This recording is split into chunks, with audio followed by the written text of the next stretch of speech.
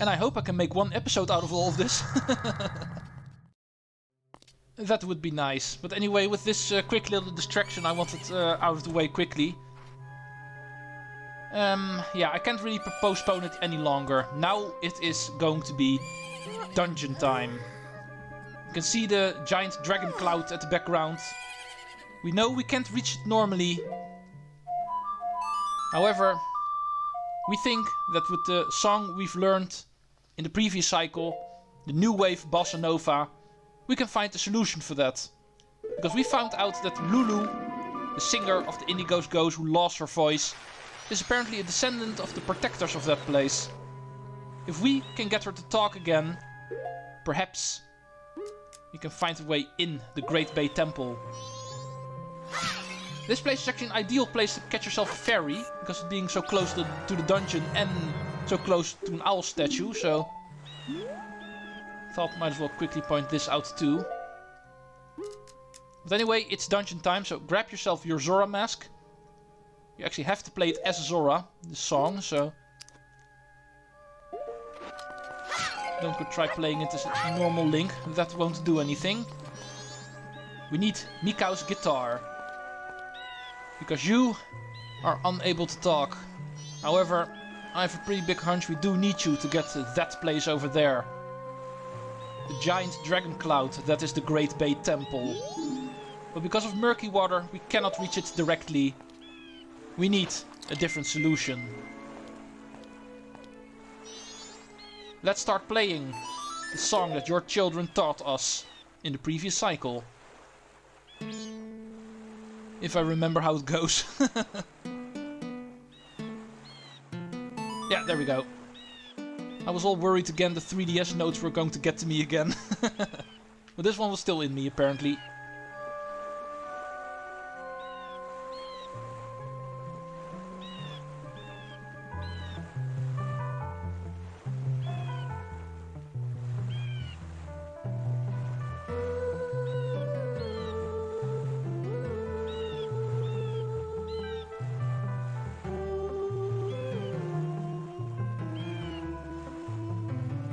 Why is the camera focusing on this island so much?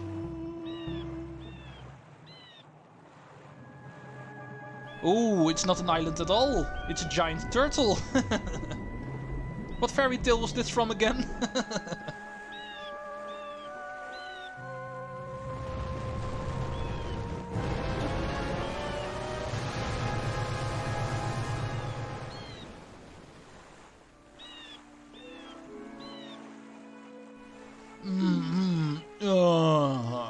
I slept quite well. I just realized this when I opened my eyes. The passing of days is quite quick, isn't it, Lulu? Yes, Lulu. It's nothing to be surprised at. Even when my eyes are closed in sleep, I still see everything that occurs in this ocean. It seems Lulu is confused. Regrettably, there is no time for idle conversation. Now then, proud Zora warrior. The open seas of Great Bay have need of your might. Quickly, climb onto my back.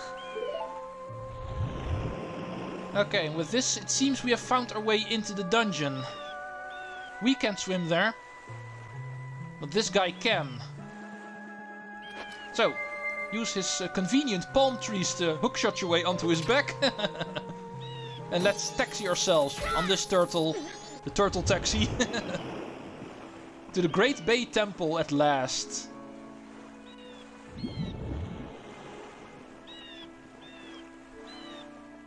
Let's go see what kind of adventures we can meet up there.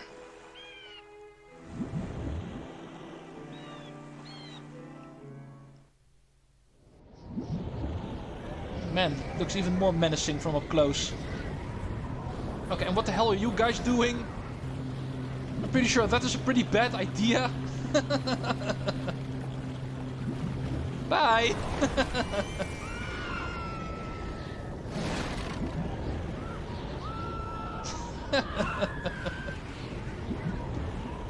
I ever told you these guys are idiots? This is a much more safe way to get in here. Welcome to the best water dungeon a Zelda game has ever produced, the Great Bay Temple. Forget the stupid water temple from Ocarina of Time.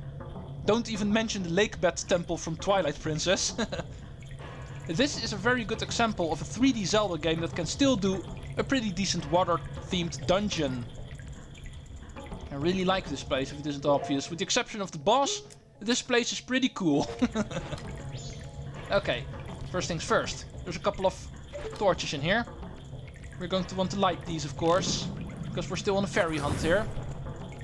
Not just trying to lift the curse of the ocean, also lifting the curse of the Great Fairy. 15 more stray fairies for us to collect. And the first one's already in the first room.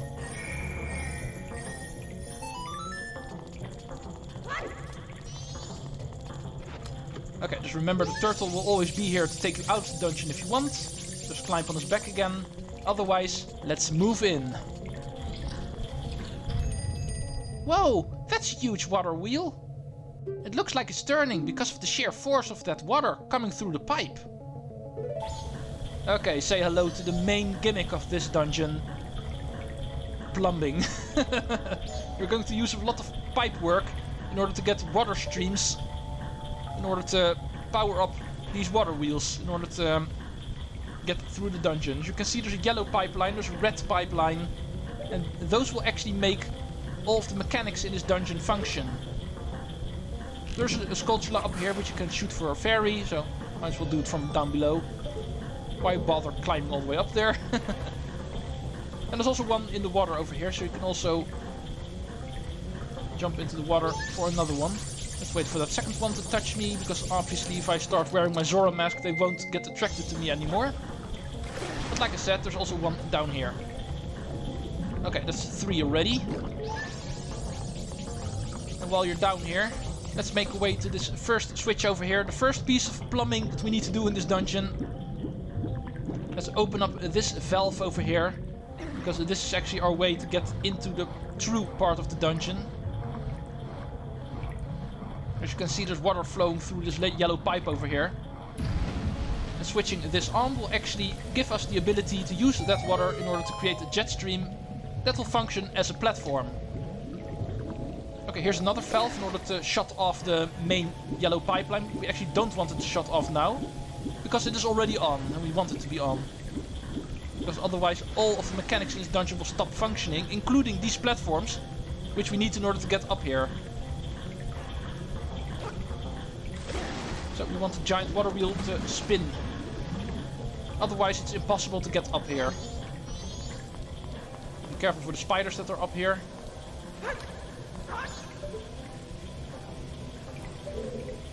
Okay, he's too high, can't reach that.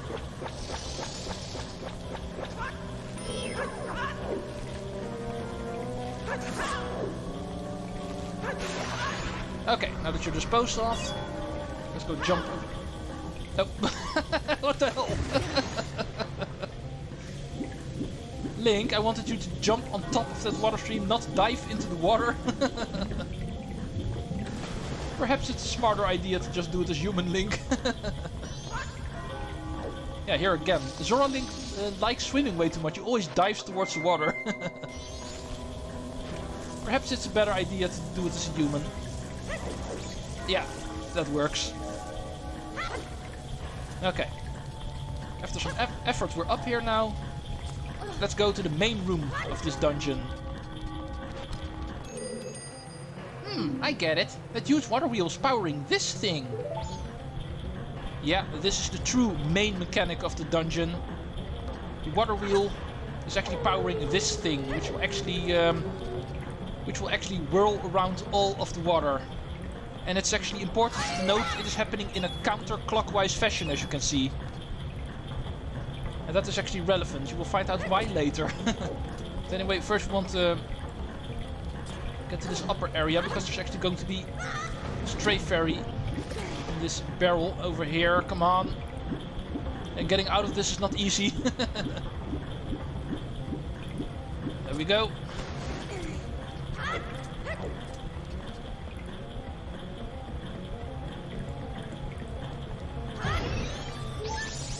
Okay, 4 stray fairies gotten.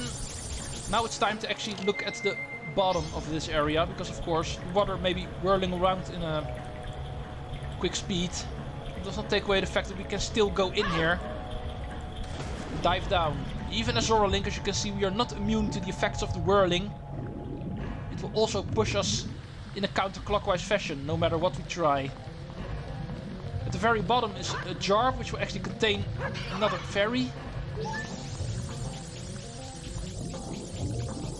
Okay, and this counterclockwise current will actually force us into one of the holes, which are actually in this counterclockwise perspective. So we need to go in here first. At least the current is gone here, so we can swim normally again. Okay, there's some sparkly water over here. Interesting. We have not seen that before. Has something to do with the dungeon item, by the way, so don't go try working with that now already. We can't do anything with that quite yet. In fact, there's nothing in this room we can do for now, so we immediately need to head to the other room. However, we have an obstacle in the way. A new type of enemy. These guys actually try to grab you and fling you around. You can use your magic barrier in order to get rid of them. They're more of a hindrance than actually dangerous, so should not worry about them too much. Oh, you guys again. Die, please. Hey, how did you survive that? That wasn't part of the script, you surviving that attack.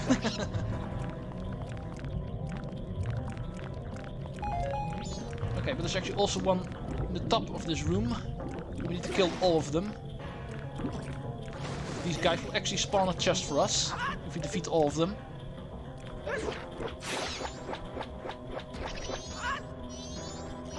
No, you don't. Oh, he falls into the water. Even the one on dry land still wants to fall into the water.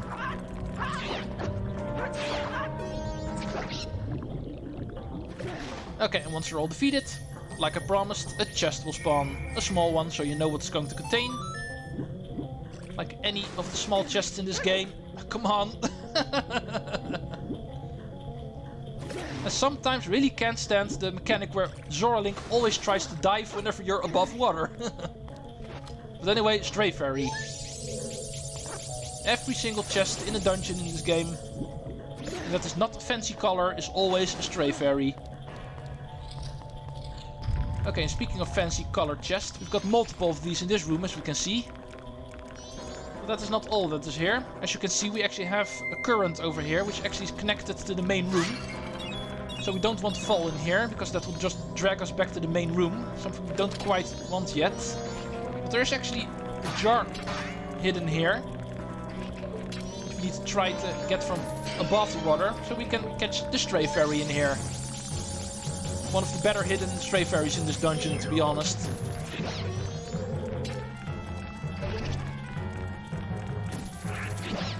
Okay, make sure these guys are off their lily pads, so we can actually safely jump up on top of them and actually reach this chest over here. The first big chest we find in this place. It's not going to be the dungeon map, by the way. We're actually going to grab that second in this place. This is the compass for this place. So I will actually wait until showing off the entire map until we also have the dungeon map. But we are already allowed to see that there's another chest at the bottom over here. And it's another fancy one. It's just a smaller fancy one. And you know what that means in this game? Just like the normal chests always contain stray fairies in this game, the smaller fancy chests always contain the small keys of this game. So with the small key we can actually enter the other room that is also reachable with the counterclockwise stream. And there's more of these sparkly things on the water over here. Remember those. So we'll also be returning here later. Okay, let's get back to the main room. Like I said, this current is actually connected to that. And we'll find out there's actually another room we can reach with the water flow going in this direction. One we could have also reached earlier, of course. However, there's going to be a locked door in here, so we definitely want to go to that other room first. And here we actually find a water source. This one is actually for the red pipeline, as you can see by its colors. The red pipeline starts here. However, it's currently closed. Ow. Sparkly octoroks. There's a lot of sparkly stuff in this dungeon. Now even the enemies are also sparkly. What the hell's the deal with that? But anyway, let's make sure there's nothing of importance here. No. Great Fairy Mask is clean, so no fairies in here. Just some sparkly enemies. Mysterious, mysterious. Okay, let's walk over this red pipeline in order to reach the door. Get you out of my face. Okay, and here we can actually see the valve that will open up the red pipeline. However, we can't reach that platform, so we are forced into this door right now. With a little bit of in-between room where we can actually fill up all of our stuff. You know what that usually means? Boss time, I know. However, this boss room seems to be a little bit empty. And you know the rule in the 3D Zelda game, whenever you see an empty boss room, then you need to look at the ceiling. Say hello to Ward, the mini-boss of the Great Bay Temple. One of the better mini-bosses ever made, in my opinion. I really love fighting this guy. The best way to actually take care of him is by using a multitude of items, one of them being bombs. Because as you can see, this guy is protected by a lot of his little bubble things. And blowing him up will actually attach a lot of these things at once. Make it easy to get rid of him. You can also use a spin attack while being very close at him. Also get rid of them quickly. But it's no surprise that throwing bombs at him and just getting a whole lot of these things loose at once is definitely my favorite way to take this guy on. And I don't have to mention this guy is pretty clearly based on Argus from A Link to the Past. The boss from the Swamp Palace. That is pretty obvious. Oh, oops.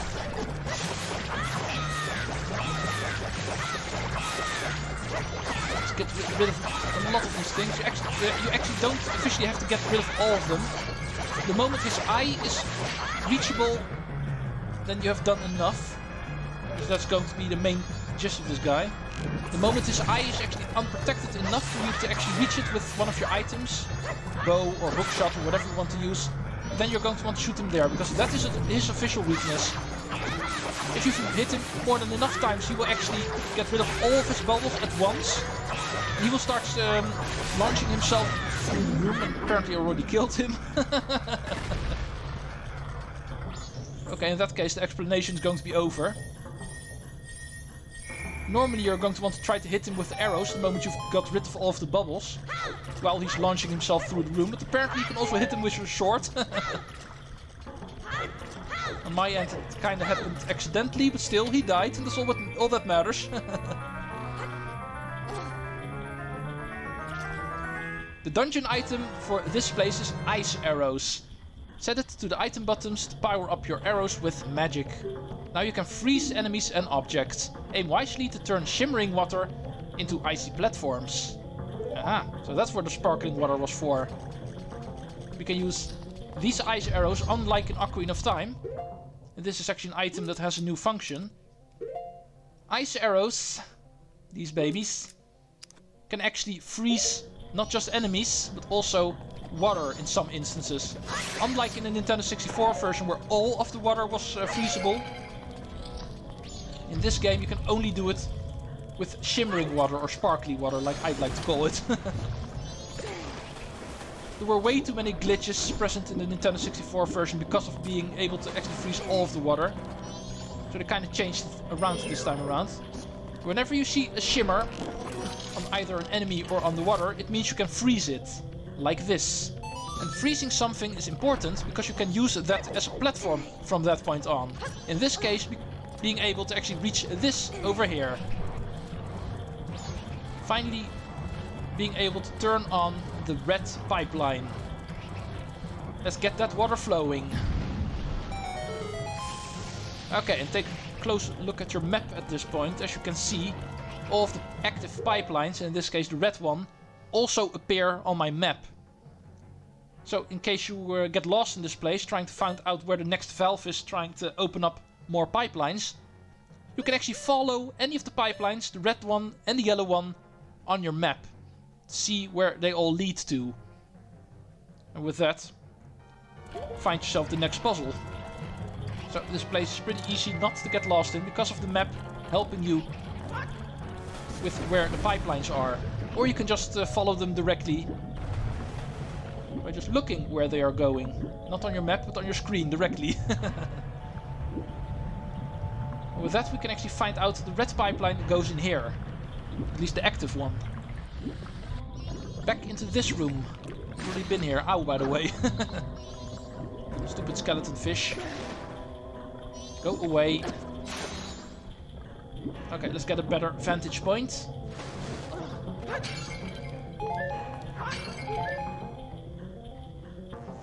And we can see the red pipeline goes in that room over there. Before we go in there, let's open up this chest.